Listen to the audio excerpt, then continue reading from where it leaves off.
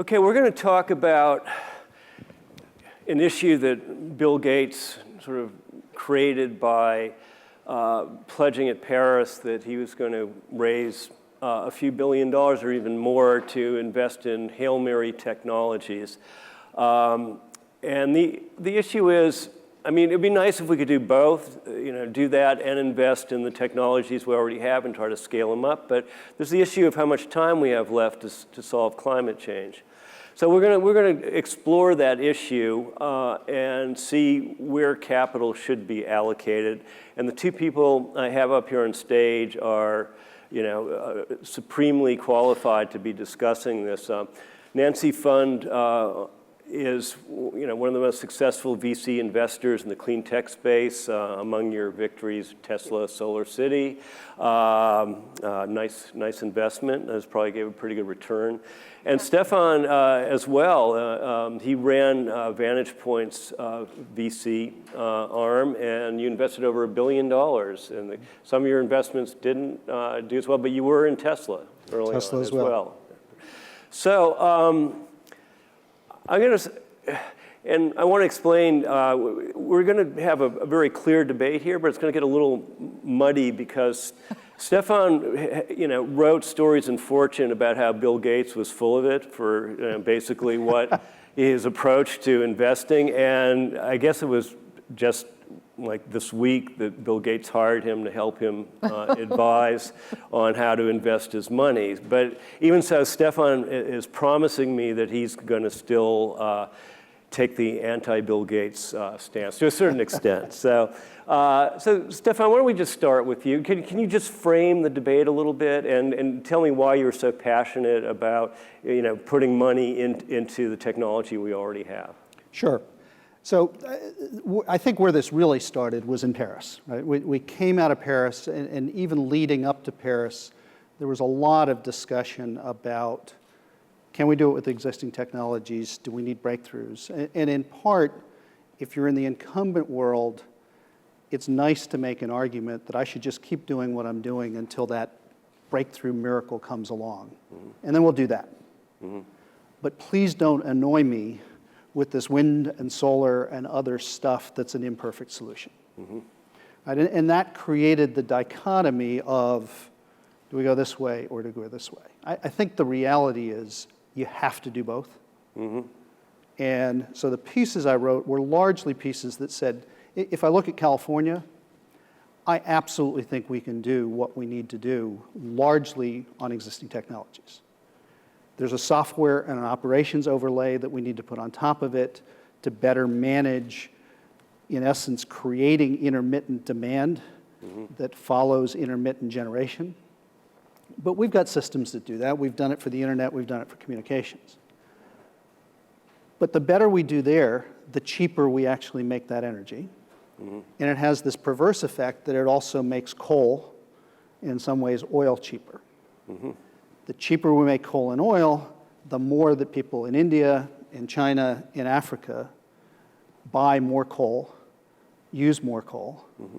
And so we're not actually helping the global problem. Mm.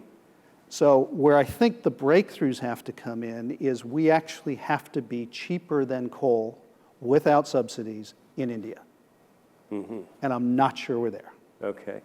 Before I go to Nancy, could you just tell us what you know so far about where Bill is in terms of his program. We hear he's raised maybe a couple billion, one from him, one from other billionaires, but he has a bunch of people who've committed to help him. So the great thing about this is it sparked a huge amount of interest. Mm-hmm. Right? There's a whole bunch of us that are involved in this, talking about it. There's a fair number of people in this room who've been involved in those discussions. Mm-hmm. Right? The problem, though, is that the more people you involve, the more cooks you've got in the kitchen, the more opportunity you've got for everybody to say, well, we're doing this, we're doing this, we're doing this. Mm-hmm. And the reality is it's a complex problem. You've got 28 individuals involved. Mm-hmm. Everybody's highly interested in exactly what Breakthrough is or is not doing. And so my view is, if you want to know what they're doing, read what Bill Gates says. Right? He's been very prolific. He's published a lot. He continues to blog about it. That is the best and current interpretation. Okay. And I think anything beyond that is Speculation. a bunch of us cooks speculating, which is Okay. a bad idea. And we'll get into the specific technologies that he thinks has potential later on. But Nancy, give us the investing in the breakthrough argument. I mean, that's what you do for a living. The breakthrough argument? Right. Well, let's talk about the miracle, because that's what he said, right? Okay. We need a miracle, he said, right? That was what he said. And as a venture capitalist, I love miracles. I mean, I rely on them on a regular basis because, the odds are all stacked against you. I mean, they're small, medium, and large miracles, to be sure, but we need them all. And I would say that the fact that clean energy companies are doing as well as they're doing, that is a miracle. When you think about all of the lack of a price on carbon, the state skirmishes, the trade wars, the investment tax credits, the dealerships at the state level. I mean, there are so many headwinds that are in the face of this industry, and to think that we're building the iconic companies that are replacing 20th century versions with Tesla and SolarCity and Sunrun. Lynn couldn't be here. We've got Nextracker was here last year that innovated in tracking systems. I mean, there's an abundance of progress, and we're driving down the cost. We're riding that cost curve. So I was at Paris. I must have been in the wrong meeting because I felt a tremendous energy that we have made a lot of progress, and it's only going to get better. And the fact that we can do all this with this kind of albatross around our neck of an unlevel playing field without a price on carbon, imagine what we'll do when we fix those problems. So, you have to be an optimist in this business, and so I own up to that. But there's a lot of evidence to say that we've got to do this. Now, I'm also an impact investor, and so I'm a huge admirer of what the Gates Foundation has done in healthcare and education and emerging markets and improving the quality of life there. But everyone knows in those situations, in those sectors, it's a long game. Mm-hmm. It's, you tweak an educational system, and if you're not in that school or that school district, it's not going to happen for you, that improvement, right away. And in some cases, these are generational approaches. So the difference here, going back to what Stefan said, is we don't have that time. We're kind of in the emergency room, and whatever that miracle, big innovation on the operating table is, if we don't keep the patient alive enough to get into that operating room, then we're But screwed. Nancy, isn't there a capital allocation issue? So if Bill Gates and his gang of billionaires decide that advanced nuclear is the big bet to make, everybody's going to rush to that segment, put their money there, and scaling out wind and solar and batteries will not have as much capital? I think the people, Stefan included, are super smart. They've been watching what's been happening. They haven't been active. Stefan has, obviously. But if you learned anything from the past 10 years in clean tech, I mean, getting a solar plant or a wind farm permitted is extremely difficult. It can take years. Do you really think that we're going to site a lot of nuclear plants in the next 10 years? I mean, David Crane said it, not in his lifetime. Doesn't mean there may be great advances in nuclear many years from now, but we can't rely on that alone. Mm-hmm. We have the technologies today. When you add storage to the equation, when you firm up wind and solar supplies and enable you to reshape the load curve and do all kinds of great things, we can solve this in the near term and then just get better and better. But we don't have the luxury of these mythical nuclear plants that are somehow going to appear on the scene. I hope some of the years. next-gen CEOs in the audience for nuclear, ask a question in the Q&A period. In the near term. I mean, Right. and if you believe that, do your homework. Look at the history of what happened in the solar and wind industry over the last 10 years in terms of the time it takes to get these things permitted and financed. Let me put some of this in a little bit of context with just some factual numbers. Nancy and I were both investors in Tesla. We were both investors in BrightSource Energy, right? So if you take those two companies, one perceived as very successful, but certainly not yet profitable, proven, Right. large-scale company, and the other one still very much trying to get to replicating its model frequently, but both required significantly more than $1 billion of capital to get to where they're going. I think you'd consider both of them breakthroughs in their day, but it just says, even if you take 28 billionaires and you assemble a couple of $1 billion, if what you're trying to do is on the scale of a Tesla or a BrightSource, we could do two of those. Right? So the reality that we face is the magnitude of the capital markets that actually have to move to make this work is a very large number. What this group is capable of doing is stepping back in. So if Nancy and I today said, we'd like our investors to go do more of same, they're not going to fund that. They're going to do capital light versions of that, do new things, do Cleantech 2.0, but please don't go back and do the heavy lifting.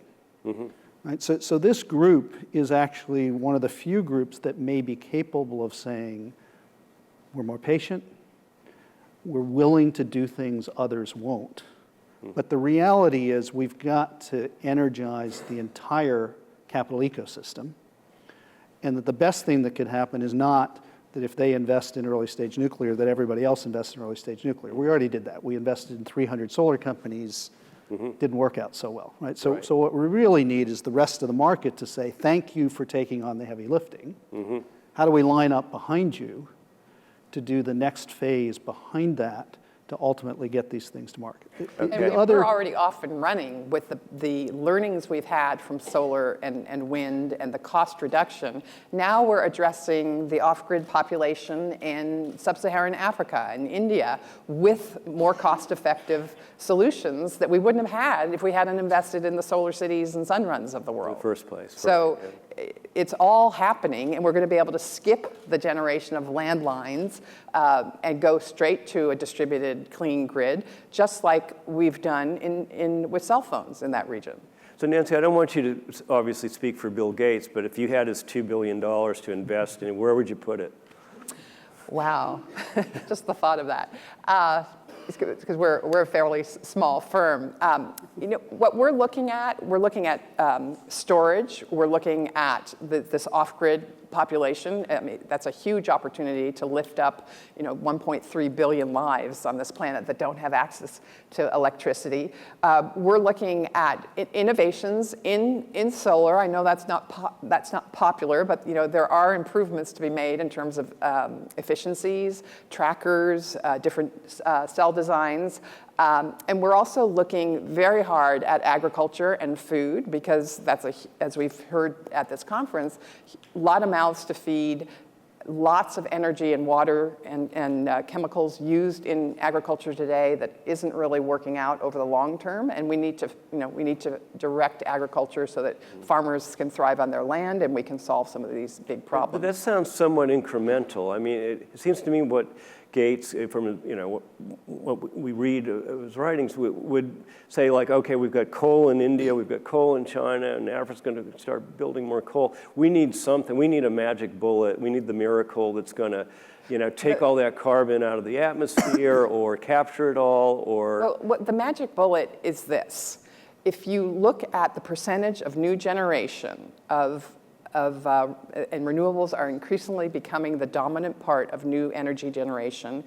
Electric vehicles are becoming greater and greater percentage of new cars. If you combine that with the closing of many coal plants, and the removing from the road of gas-powered cars increasingly, all of a sudden you have a tipping point where you're not only the biggest percentage of new generation, you become a huge percentage of all generation.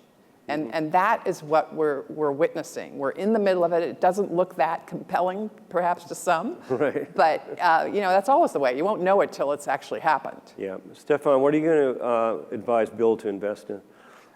So I go back to Jeremy Grantham yesterday, right? So we've got these two forces coming at us of the crisis is happening in theory that the solutions are getting better, but the two aren't meeting close enough soon enough. And everything I've listened to over the last 2 days suggests that if we're going to wait for a carbon tax, if we're going to wait for policy, if we're going to wait for our utilities, if we're going to wait for nuclear, the outcomes don't look very good.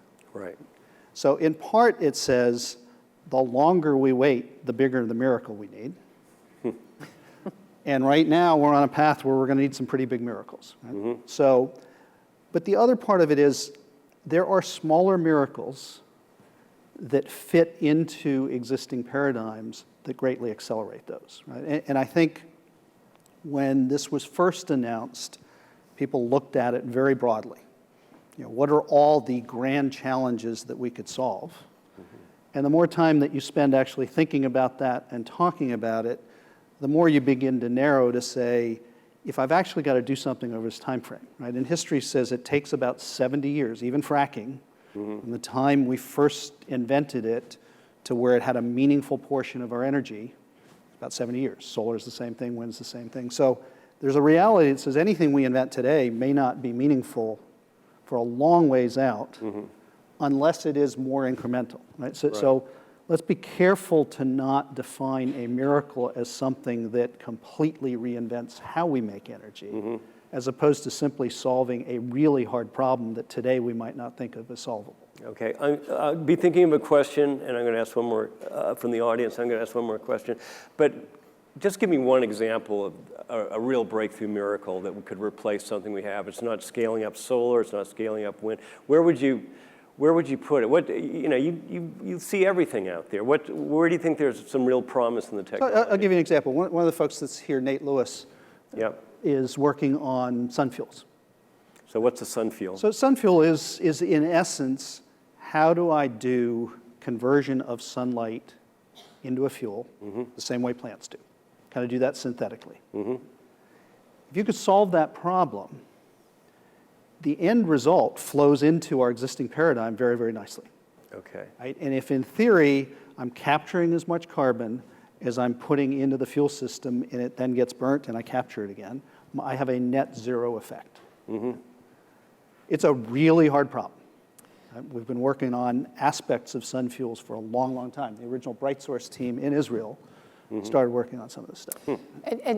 And yet, you'll never call this a miracle, but it has just as much impact as if we're to solve the problem you just described. If you democratize access to clean energy by developing, we've seen leases, we're seeing loans, we're seeing the PACE program. Those are so unglamorous, but they make a difference. That's what scales. That's what gets people with median income and below available to clean energy. And so this notion that anything, that it has to be 100% sort of science and technical innovation is just not, doesn't square with what we've seen. We need both, but we also need the policy right, we need the financing, and we do need to create jobs for folks. I mean, you can't have people coming out of college and say, oh, you're going to work on this miracle that's going to take 20 years, or you could work at Google and have a smaller miracle and monetize your investment in 5 years of your time. I mean, you can't, where are all the people going to go? They're going to go work where they can, make a livelihood. Okay, questions in the right here. Mike? Please identify yourself. I'm Mike Hart with Sierra Energy. More of a comment than a question, but when you're talking about how would you spend Bill Gates' money, always a fun thought. But I guess my thinking is that in California, when we did the carbon tax, one of the problems is when the Air Resource Board starts accumulating these mountains of money, the politics gets in, and then the political correctness gets in, and you have to start chopping it into smaller and smaller buckets until pretty soon it becomes essentially ineffective. When you take a look at a chart that just was published very recently as far as the amount of carbon savings valued per ton as far as what they did with the money, it ranges from waste to energy things at about $3.50, $5 per ton, up to $750 a ton as far as the effectiveness when they're doing disadvantaged home, bus, and meal deliveries or things like this, that it really gets complicated. A straight auction would make so much sense. Just put it out there and say, we've got a pile of money, whatever comes up with the greatest amount of world benefit to reduce carbon at the lowest possible cost, and have people bid for it. But that way you guys get the greatest amount of bang for your buck, literally. What do you guys think of that model?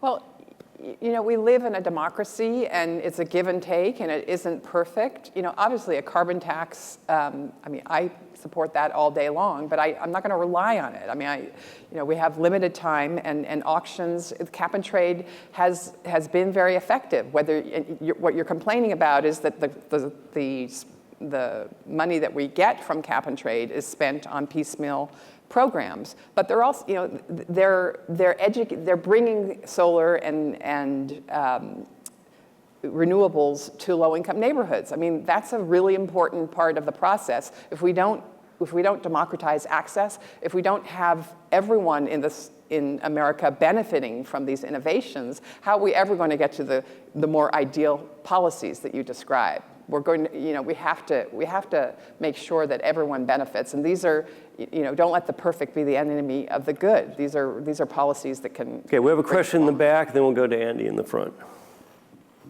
Hi, Ilan Gur, Cyclotron Road. I think when we talk about innovation, we often end up talking about ideas a lot, but ultimately, you know, people, human capital is a really critical component of this.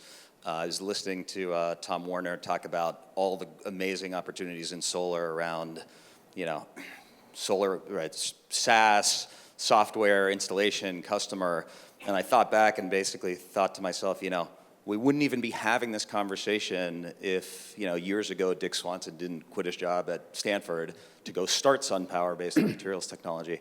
So when we think about these breakthroughs down the road, what do you see as the landscape for human capital? So I think one of the things that we have to recognize, if you look at pretty much every other industry that we've innovated through technology, what we've done is we've made the products smaller, more nimble, more connected, and they get manufactured in component pieces all around the world. Mm-hmm. So when you build a nuclear plant, you've got a single plant, you've got a small group of people who's innovating that. It's almost a custom creation. If I build the next generation of cell phone, the next generation computer, I've got innovators everywhere. Right? So every person can improve on a little piece of this. Mm-hmm. I've got a product cycle that is years or months as opposed to decades. And as a result, whether it's a Tesla or it's a lot of the other things in our lives, the pace of innovation has become faster because we've included, Ilan, to your point, lots more inventors.